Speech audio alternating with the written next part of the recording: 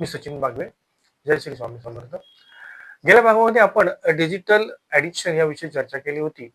या भागामध्ये digital detox म्हणजे काय, तर स्मार्टफोन, संगणक, टॅबलेट आणि सोशल मीडिया यापासून एक ठराविक काळाकरिता जाणीवपूर्वक डेलिबरेटली दूर राहणं.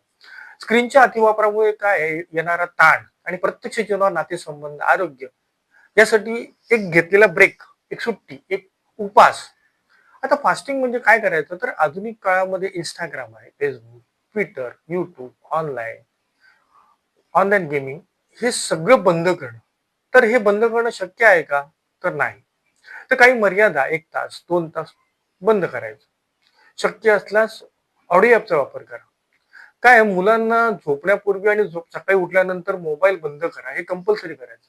काय आहे, जे नियम आपण मुलांना लावू तेच नियम पालकांना सुद्धा लागू पडतील. मुलं काय करतात, मोठ्यांचं अनुकरण करतात, हे लक्षात ठेवा.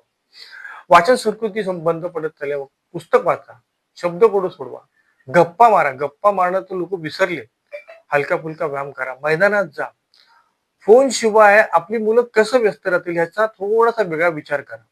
सध्या उन्हाळी कॅम्प चालू आहे, त्या शिबिरात पाठवा. काही छंद जोपासा, स्विमिंग आहे किंवा काही गोष्टी मल्लखांब आहे, असं वेगळा काहीतरी विचार करा. एक पुण्यामध्ये एक आडाची वाडी म्हणून आहे, तिथे एक सकाळी सायरन वाजतो आणि ती मुलं छान 1-2 तास अभ्यास करतात. त्याच्यावर त्यांचे सिनियर सिटीजन जे आहेत ते त्यांना मदत करतात. तोच उपक्रम शहरामध्ये आपण सोसायटीमध्ये राबवू शकतो. सोसायटीच्या सदस्यांची चर्चा करून एक वेळ ठरवा, सकाळ संध्याकाळ, आणि 1-2 तास छान अभ्यास होईल. त्यामुळे काय होईल, मुलांचं मोबाईलचं वेळ कमी होईल, टीव्हीचं वेळ पण कमी होईल आणि तेवढाच 2 तास छान एक नियम बनून एक मुलं अभ्यास करतील. जत्रेमध्ये तुम्ही गेला असाल तर फेअरमध्ये एक बलून शूटिंगचा गेम असतो. ती मुलं लगेच फुगे फोडतात का? तर नाही.